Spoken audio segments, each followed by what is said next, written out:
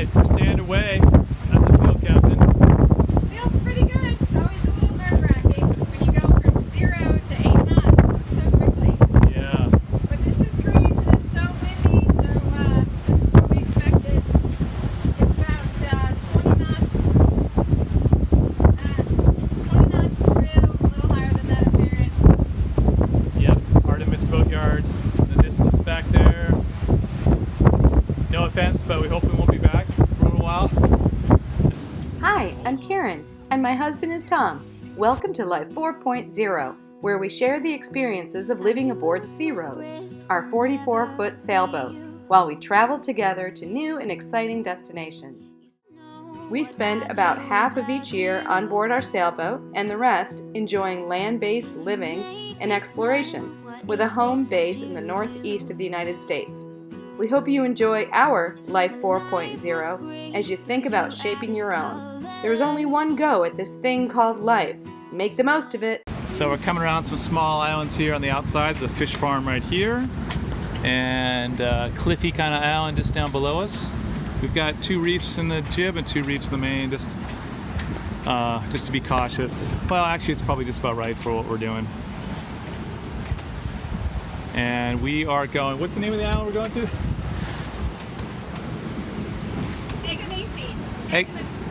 Agathonisi Island, which is down there, maybe just upwind of our course, about 20 miles away. So it's our first jaunt out. 20 miles is a good distance for a first day, and we'll check out there. We had some favorable wind for going up north, up in this area. Usually the wind's kind of out of the north. We've got a lot of west in the wind today, so we're able to kind of sail up to Agathonisi with a bit of a reach, so that's been good. Once outside the protection of the islands, the effect of the strong winds on the seas became obvious. Hold on.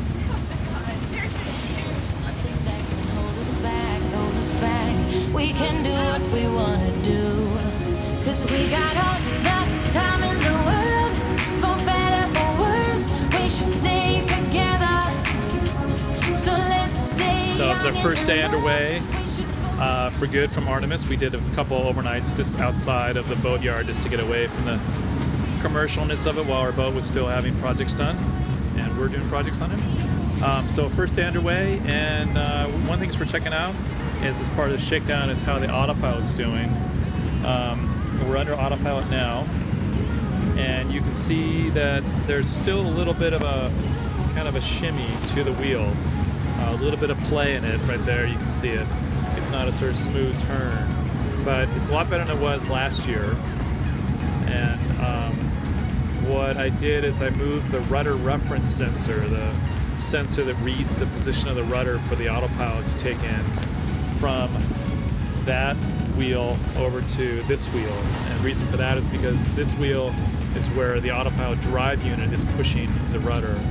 So any play in the linkage between this wheel and that wheel gets exaggerated because the reference sensor's over here and thinking that there's something going on here when there's actually nothing going on over there. So it's a little bit better, and that's good news. The rest of this may just be just sort of general extra play in the system, but we'll test it out further, see how it goes. In the meantime, we're putting the autopilot and Rose and Karen through the paces. What are we doing for speed? 8-9. 8-9. So yeah, so boat's doing really well. Happy about that. With our first wild ride nearly over, we were happy to navigate into the Agathonisi harbor. So one of the tricky things about med-mooring, in addition to just trying to get the boat close to the dock and tying off your lines, is not knowing what the water depth is right by the key where you're going to arrive at. We're at an island called Agathonisi, and the book said that there was ballast coming off of the dock that made the area shallow, to be aware of that. And as we approached, we kind of came close enough to take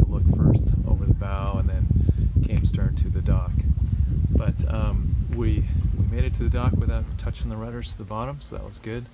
But I'm going to dive over here shortly just to take a check. So you can kind of see the water's a little ripply and hard to read, but you see the rudder sticking down there and rock just below it. So it's probably at least a foot of clearance.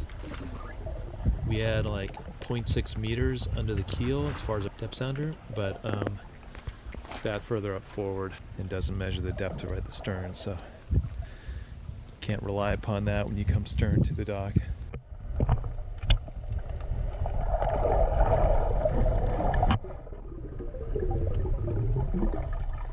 You can see the rudder sticking down there, and that's the tricky part when you're coming into Medmore, because the first thing that's going to hit is the rudder. Yesterday we discovered a pretty big leak in our dinghy, and a repair of this would require the affected material to be out of the water for 72 hours.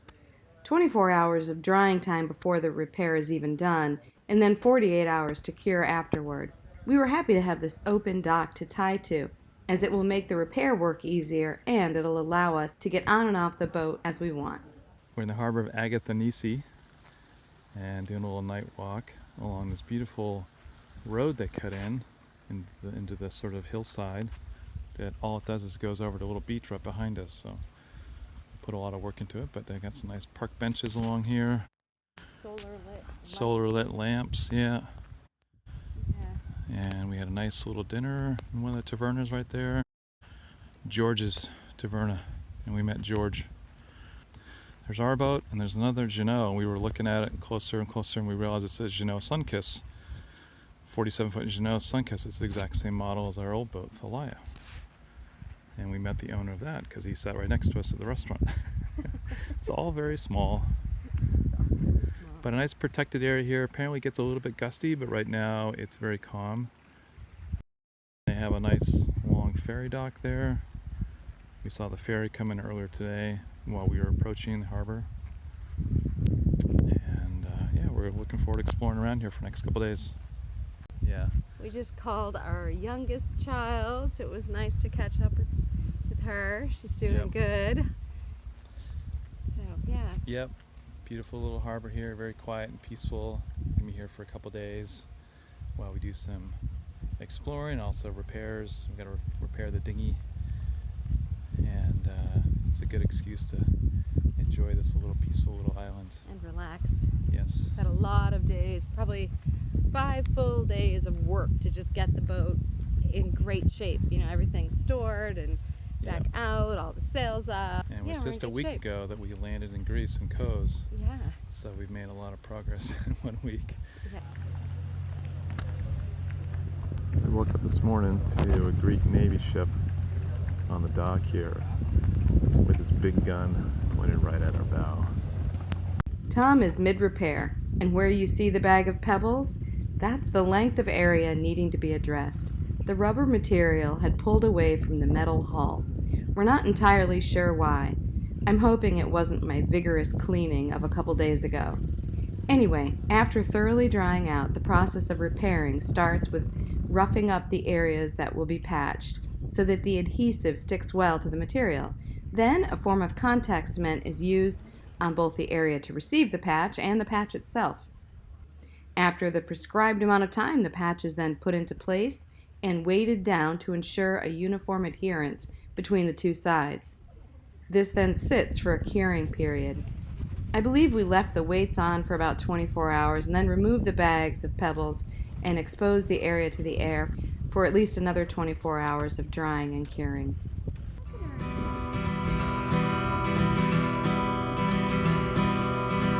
I dare you dig a little deeper. It makes you feel a little stronger. Who knows what you may find. We got acquainted with the sights and sounds of the waterfront in our 3 days here. We love the old woman who took such great care of her porch-based garden. Ooh, you waited your whole life. Your days turned into The local father and son fisherman team seemed like most father-son pairs the world over, the father seeking help and companionship, while the somewhat less interested son reaches for his cell phone. We walked to the nearby beach and hiked to the top of the hill above the village each day. We were almost settled into Greek island time when the pull towards Samos, the island just to the northeast, had us again on the move.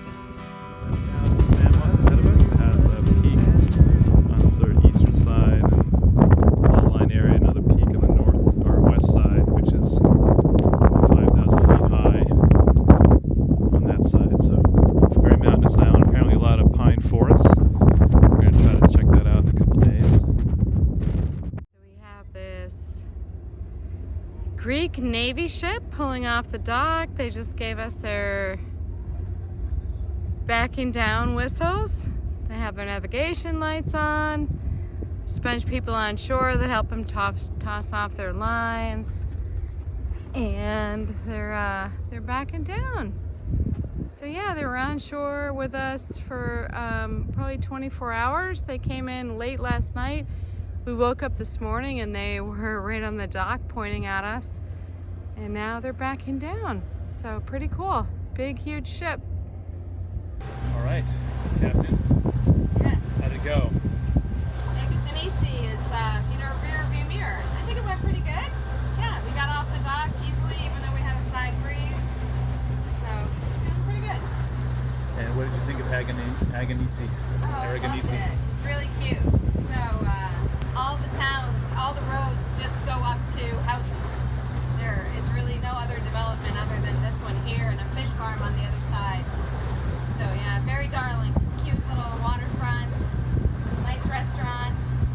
Yep, nice people. Nice people. Yep, we will say goodbye to Agathonisi for now. Nice little, small little town, sort of ideal Greek fishing village. Coming into the island of Samos. This is the anchorage called Pythagoreio, or some people call it Pythagoreon, named after Pythagoras. And I guess there's lots of engineering history here. In addition to the mathematician Pythagoras, there's a ancient tunnel built through the land. We're going to try to check that out, and a couple other inventions and engineering stuff. So we're excited to be here. Nice big harbor. Got the Greek Navy to protect us. All right. And lots of room outside of that pier to anchor in. And just behind us that's all Turkey in the distance there. After we anchored, we explored the town of Pythagoreio and arranged a rental car for the following morning. It's never gonna rain out. It all goes by so slowly. This terrific statue commemorates the contribution from Pythagoras to mathematics. Now let the river flow. Starting in our drive around Samos, and we're getting into the interior. It's just really beautiful. Lots and lots of olives. Passing through an olive orchard here, and they have this terracing. It's just old and just on the rugged hillside here to try to hold the olive trees. We've been driving just for 10 or 15 minutes, and it's just been all through olive orchards. You can see up in there all the terracing and all the work that had gone through to terrace this steep land so they can grow olive trees. A couple cypress trees mixed in with the olive orchard here.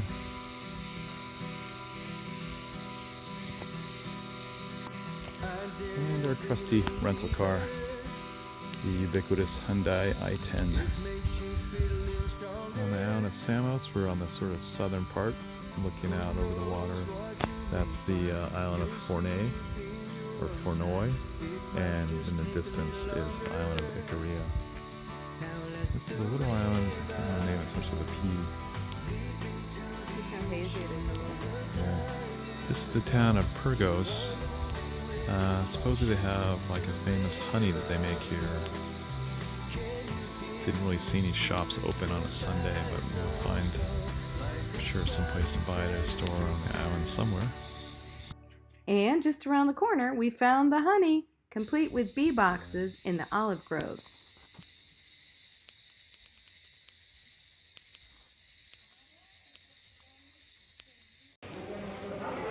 So we're in the tiny town of Platanos, and it seems like this is a town fountain, maybe? Really cute. Just a little area off the square. We enjoyed lunch in this colorful square. We tried some of the sweet Moscato wine that this area of Samos is known for. It was okay. We chuckled as this truck exited the square the same way that we entered. We're just taking a break on a really steep part of the drive on the northern part of Samos. This road is crazy. It's level here, but then when it switchbacks down below us, it's like too narrow for two cars to pass, and we ran into somebody on a turn, kind of like down there, and you had to back up and get out of the way. Really, really steep homes up here. Coming into the town of Mytilene, where we're gonna have dinner tonight on Samos. Great example of one of the lovely sort of inner villages on the island. We've been told there's a little square with like 4 restaurants. In the distance there is Turkey, and a very, very narrow passage between there. It's about a mile of water across there between Greece and Turkey. Now we have the mirrors pulled in on both sides. And there's like inches. Literally, there is inches through here. Oh my god, look at the back there. It's kind of No scraping sound. We did fine. This is so much wider now. There's so much room here. I gotta change in the second year now, I'm sure. Yep. Oh my god. You pull the mirrors in. Manhole cover, we're fine. Oh my gosh, this is so cute. Albeit small. Oh my goodness, okay. And then maybe up left and get to somewhere we can park. We hope you enjoyed the crazy driving tour of Samos and the peaceful Agathonisi before that. Oh my god, let's not drink wine until we're out of here. If you enjoyed this, please subscribe to our channel and click on the bell to get notified about new videos. Okay, Karen, we made it to the square. We did. Barely. Yeah. Join us next time as we visit rustic Fornoy and Archi Islands, followed by the busier Patmos. Makes you feel a little stronger. Who knows what you may find? You'll see. There's this cool picnic area through here. There's all these picnic tables and little... By so slowly. Ooh, you waited your whole life. Your days turn into nights. Now let the river flow. They have all these flowers painted on the roads. With emotion, let the river flow. Can you hear it whisper? It goes by so slow, like a solitary drifter.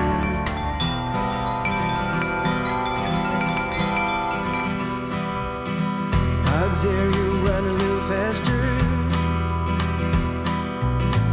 One step, you are on your